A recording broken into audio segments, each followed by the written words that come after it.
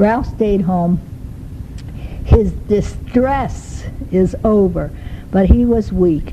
And at breakfast this morning, he finally got up and he ate 2 scrambled eggs and toast, and then he says, oh, that was so good. He hadn't eaten a bite for a whole day. So then he went back and he got 2 more scrambled eggs and toast.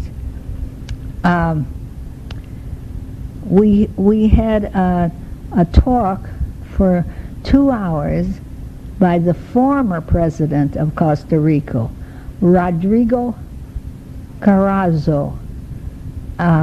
It was a very impressive, and he told us all about Costa Rica from his point of view.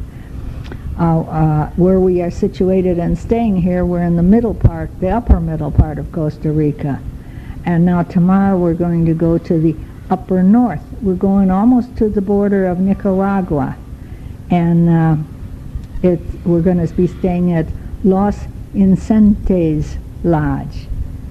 And it is in the area of the dry forest. So we're going to go from a cloud forest, now we're going to go down and see what a dry forest looks like. I think that's kind of like what we have. It's a dry, not a dry tropical forest, it's a dry forest. And they said, a rustic accommodations. You know what that means. Now Inez feels poorly. She's getting medicine, and she's getting a special soft dinner. They asked, and the cook said yes, no fat, and there are mashed potatoes and something, vegetables or something else, and that's going to help her out.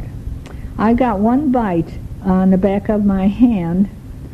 I knew he bit me, but I didn't know who he was, but it's in the center of the back of my hand, and there's an area as round as a silver dollar, all red and puffed. So I'm putting something on it. And we'll see how it looks tomorrow morning. So we saw poinsettias 10 foot tall, and the impatiens are just growing wild in the ditches. And there's orchids, and there's honeysuckles. You know, this is supposed to be the bird capital of the world, so there's everything over here. Oh boy. Now, we've got a big problem now. This morning, on our way, Judy, one of our travelers, fainted in the bus, and she had a terrible headache. She fainted, and then she had a seizure, and her voice was slurred.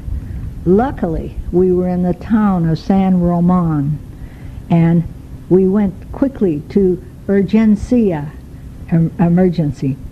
And after 2 hours, we all waited outside, and we waited, you know, and wondering what's happening. She was in there with her husband, and they went through test, and they were put in a taxi to go to San Jose because she needs more ways to be diagnosed. Now, we had Elaine, who was one of our travelers. She was a nurse, and she's the only nurse on the crew. And she and Manuel with her the whole time, and being as how Judy can speak Spanish, so she could tell the doctor all her feelings. In fact, she taught Spanish in school, so she told the doctor, oh, this, that, any questions, you know, so that was wonderful. So they're gone, and we continue on, and we can only hope that they can meet us down the road. I was very proud of our guide, Manuel. You know, he's only 23, and he took charge with an attitude way beyond his years. And it's so comforting to know that, you know. It's just, he just did everything, and it was wonderful.